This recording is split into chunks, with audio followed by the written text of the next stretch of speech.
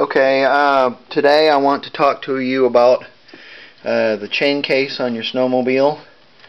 And essentially what I did is I took mine apart because on the end of the stick there's a magnet, and the magnet had a bunch of fuzzy all over it, which tells me that something inside was wearing really bad. And essentially what it was the dogs on the other side of they're the reverse dogs. You can see how they're kind of chewed up a little bit, and that caused some stuff to be stuck on that magnet. This is probably from somebody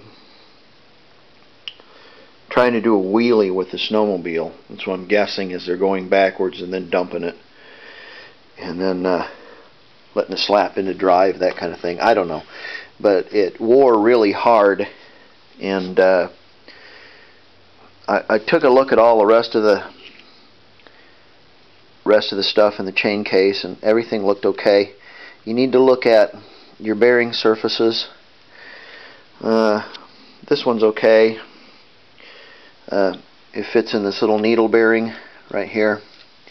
The needle bearing inside this gear looks okay. There's no teeth on the gear missing. Small teeth either, or on the small gear either.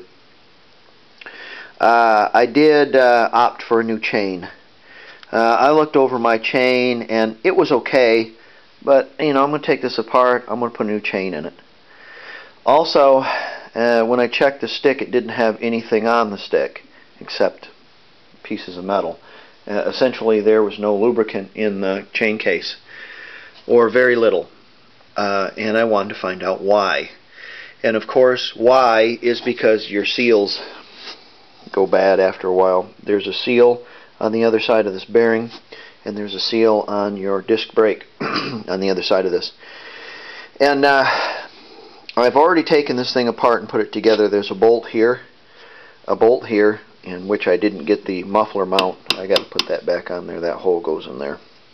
And then there's one at the bottom, and they go through the tunnel of the snowmobile and bolt on there. The bottom bearing is your drive bearing for your track, for your cog that goes through this main shaft. There's the cogs on there that drives the track. So there's no way to grease that.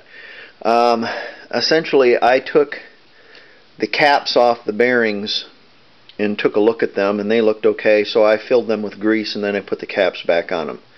There's really no way to do that. You can replace the bearings if you want to. The bearings, to me, they looked fine. These bearings, unless you completely, these bearings will last a long time. Quite a long time anyways.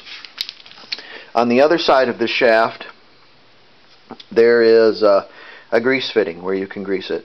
And on the other side of your clutch shaft, there is a grease fitting also. So we're going to go over that too.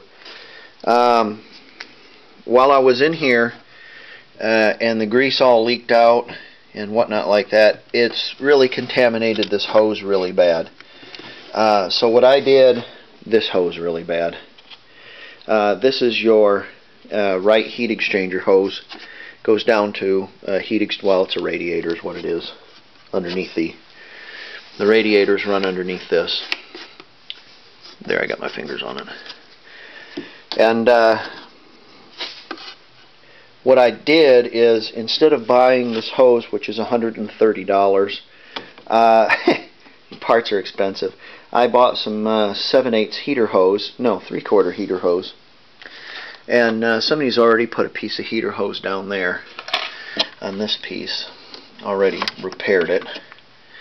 And I used one of these Goodyear easy coils, and you can put that on your hose and you can bend it and it won't kink the hose.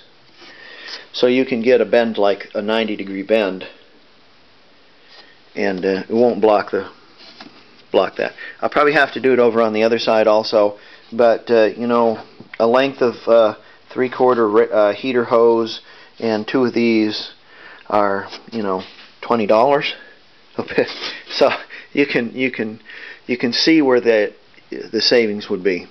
Okay, I'm going to see how this all goes back together again. And remember, it's been a month since I've had it apart, so I have to think about it. You really need to. I can think about it and put it back together, but if you're not like I am, I can logically work things out. You need to take and make a schematic or pull up a schematic online and print it, because every little washer has a place to go. And you know, I mean, logically things work in a certain way.